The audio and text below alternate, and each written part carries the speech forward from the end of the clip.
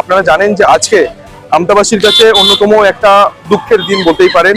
রাত্রি 2টো থেকে 3টে নাগাদ কিন্তু এই মর্মান্তিক ভয়াবহ আগুন লাগে কোথায় না আমতার নতুন রাস্তার ঠিক এই কাঠের গোলায়, একেবারে এই কাঠের গোলায় যেটি স্নেহা নার্সিং হোম তার ঠিক পাশে একদম। আর আমার একেবারে আমার পাশে এই যে রোডটা দেখতে পাচ্ছেন ঠিক সামনেই নতুন রাস্তার মোড়, যেটা সোজা বাগনান যাচ্ছে আর ঠিক কলাতলা থেকে আসছে, আর একটা ডান দিকে বেঁকে ঝিকিরা হয়ে শিয়াগড় হয়ে আপনার ডান দিকে উদয়নারায়ণপুর আর সোজা ঝিকিরা। তো এই রোডের ঠিক পাশেই কিন্তু আজকে ভয়াবহ ঘটনা।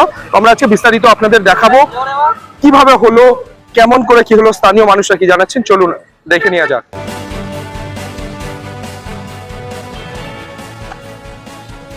আমার পেছনেই দেখতে পাচ্ছেন যে ওই কৈলাসের যে কৈলাস টিম্বার ঠিক মেন যেখানে আগুন লাগে সেই আগুন, তার পাশেই কিন্তু রানা টেলিকমের গোডাউন, তার পাশেই কিন্তু স্নেহা নার্সিং হোম এবং তার পাশেই আমতা পেট্রোল পাম্প। কিন্তু খবর যেটা পাওয়া যাচ্ছিল যে 5 জন নাকি এই রানা টেলিকমের যে গোডাউন সেই গোডাউনের উপরে নাকি ছিলেন।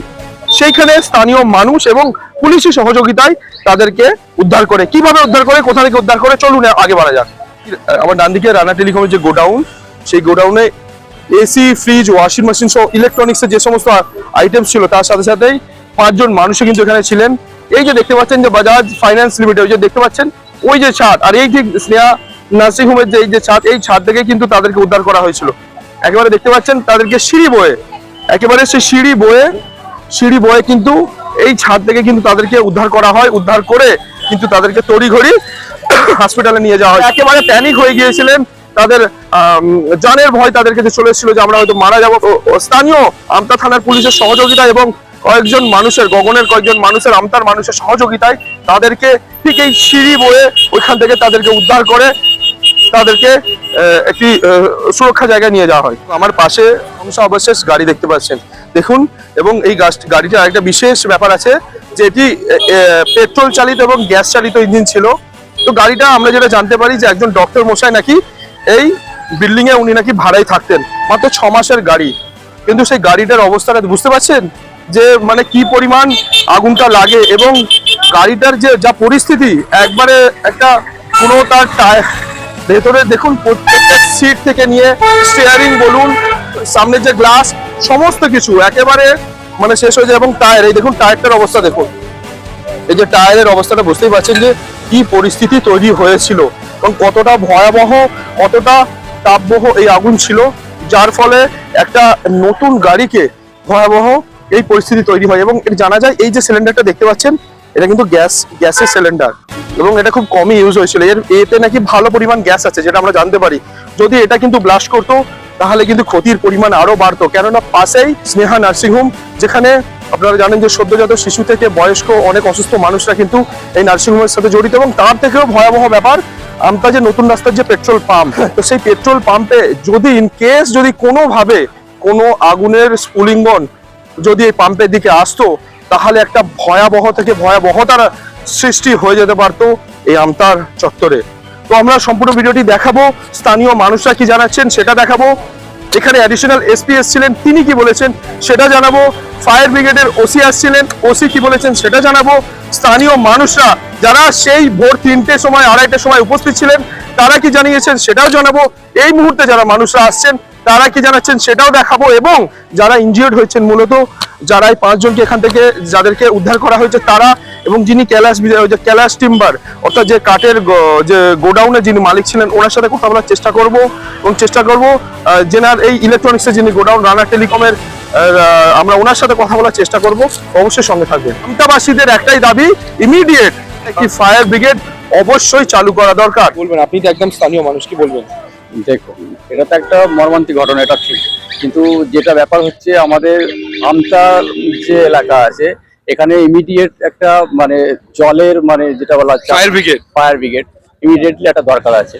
কারণ এখানে এত মানে বিভিন্ন কলকারখানা গড়ে উঠছে। এই প্রায় 6 মাস আগে একটা এখানে প্লাস্টিক কারখানা ভস্মীভূত হয়েছে। এই যদি মানে আমার তো মনে হয় যদি ফায়ার ব্রিগেড যদি আরো তাড়াতাড়ি আসতে পারতো অনেকটা সেভ করা যেত, কিন্তু এখন তো পুরোপুরি ভস্মীভূত হয়ে গেছে। রানা টেলিকম বলুন বা আপনার কৈলাস টিম্বার বলুন, যাই যা হওয়ার তো হয়েছে, এটা কিছু করার নেই। কিন্তু আমাদের দেখতে হবে যাতে ফায়ার ব্রিগেডের কাজ আরো উন্নত হয় বা আরো আমরা মানে স্থানীয় মানে দ্রুত কোনো ঘটনা ঘটলে দ্রুত যেন আমরা পরিষেবাটা পেতে পারি। এই যে এত বড় ঘটনা আবারও আমতাই, এর ফলে কি একটা ফায়ার ব্রিগেড আমতায় চাই? অবশ্যই চাই। আপনারা কি আমদাবাসী হিসেবে চাইছেন তো ফায়ার ব্রিগেড হলে তাহলে দ্রুত ফায়ার ব্রিগেড চলে আসতো, তাহলে জলের পরিষেবা হ্যাঁ, আগুনটা হ্যাঁ। নিয়ন্ত্রণ আনার চেষ্টা হতো? হ্যাঁ নিশ্চয়ই, আজ এখানে হয়েছে, আবার পরবর্তীকালে আবার দুদিন পরে আর অন্য জায়গায় একটা হতে হবে, এই দুর্ঘটনা হতেই পারে। আমরা চাই হোক ফায়ার ব্রিগেড। তা কখনো বাড়ি আমি দেখেছি, এরকম আগুন জ্বলছিল কি আমি আগুন ভালোই জ্বলছিল, আমি দেখলাম দুটো থেকে এসে দুটো নয় 8 থেকে এসে দেখলাম, তার মধ্যে জল গাড়ি ছিল, জল গাড়ি এসে সব ভালোই হেল্প করেছে, থানা বড়বাবু গিরিবাবু ওরা এসে করলো, আর 5 জন বিল্ডিং এর ছিল, থানার অফিসারটা এসে হেল্প করেছে, থানার অফিসারটাও অবশ্যই ভালো অনেকটাই সহযোগিতা করেছে। অনেকটা সুযোগ করেছে। রাত্রে ছিল তিনজন ছিল, ওনার নাতনি ছিল, উনি ছিল, দু স্বামী স্ত্রী ছিল, ওরা বেরিয়ে ওরা একজন হসপিটালে ভর্তি আছে। আপনার লাগলো কিভাবে কিছু বুঝতে পারলেন?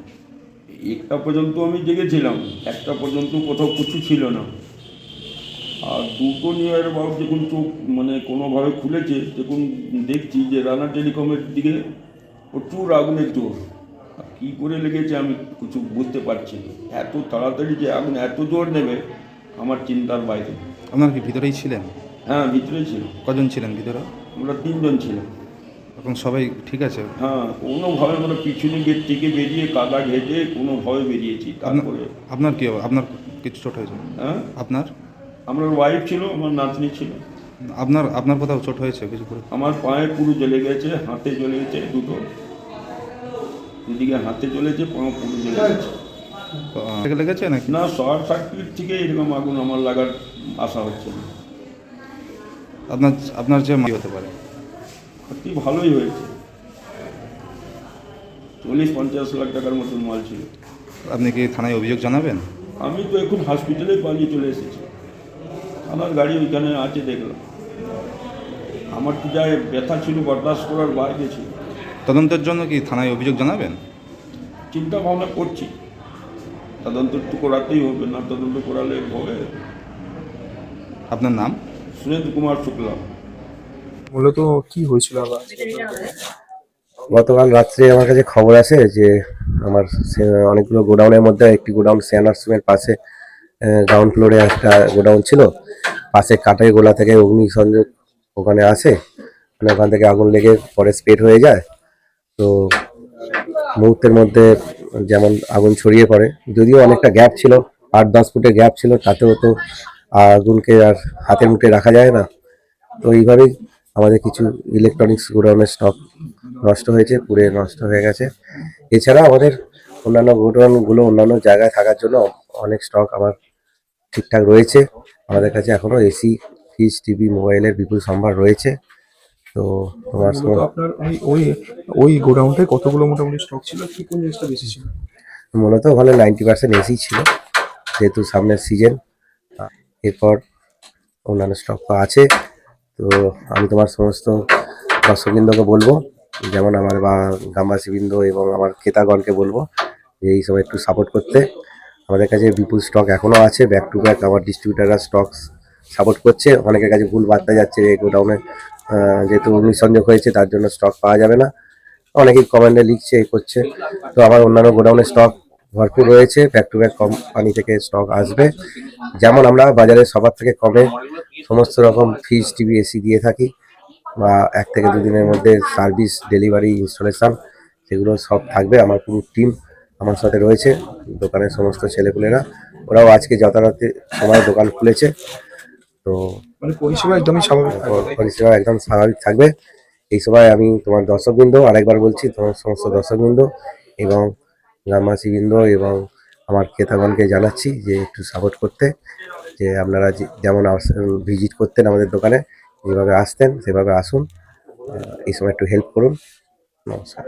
শুনুন, এখানে আগুন লাগার সঙ্গে সঙ্গে আমরা এখানে ছুটে আসি এবং আমাদের পুলিশ এই পাশে দেখতে পাচ্ছি একটা বিল্ডিং আছে, ওখান থেকে লোকালি মেড ল্যাডার দিয়ে পিছনের দিয়ে আমাদের আরটি মোবাইল অফিসার যিনি ছিলেন তিনি ওখান থেকে ওদেরকে রেস্কিউ করে, আর সঙ্গে সঙ্গে ফায়ার ব্রিগেডের আসে এবং তারা এখন আপাতত কন্ট্রোলে নিয়ে এসেছি। স্যার কিভাবে আগুন লাগলো মোটামুটি জানা যায়? এটা আমার ওটা ইনভেস্টিগেট করে পরে ওটা দেখতে পাওয়া যাবে। ঘটনাস্থলে কেউ আহত বা নিহত হয়েছে? না না, এরকম কোনো ক্যাজুয়ালিটি নেই। সঙ্গে সঙ্গে পুলিশ 5 জন পাশে যে একটা বিল্ডিং দেখতে পাচ্ছেন ওখানে ওরা আটকে ছিল, ওখানে পিছন দিয়ে আমাদের পুলিশ সাহসিকতার সঙ্গে তাদেরকে উদ্ধার করে সেফ জায়গাতে ওরা রেখে দিয়েছে। এটা একটা সমিল আছে, আমরা শুনেছি যে 3:10 নাগাদ কলটা হয়েছে। সেখানে আমাদের গাড়ি সব জায়গা থেকে দ্রুততার সঙ্গে আসে এবং এসে সময় মতো আগুনটাকে নেভানোর চেষ্টা করে বা আগুনটা নিভিয়েও ফেলে। এখানে এখনো পর্যন্ত কোনো হতাহতের খবর নেই, কিন্তু খুব তাড়াতাড়ি পৌঁছে যাওয়াতে আগুনটা ভালোভাবে নেভানো গেছে। সঙ্গে একটা 4তলা দেখুন বিল্ডিং আছে, রেসিডেন্সিয়াল বিল্ডিং, ওরও গ্রাউন্ড ফ্লোরে লেগেছিল, কিছু সরঞ্জাম ছিল ওখানে, ওটাও জ্বলে গেছিল। তো মোটামুটি সবই এখন নিয়ন্ত্রণে আছে, নেমেও গেছে। আর এখানে 5টা ইঞ্জিন এসেছে, এখানে ডানকুনি এসছে, আলমপুর, উলবেড়িয়া, হাওড়া, শ্রীরামপুর, টোটাল 5টা জায়গার থেকে 5খানা গাড়ি এসেছে। আপনার নামটা স্যার? আমি Ranjan Kumar Ghosh, divisional fire officer Howrah. আমার সঙ্গে আছে station officer Soumitra Haldar, Uluberia first. ওরাই প্রথমে এসেছিল। ঠিক আছে। নতুন ভিডিও দেখতে আমতা টিভি ফলো করে রাখুন।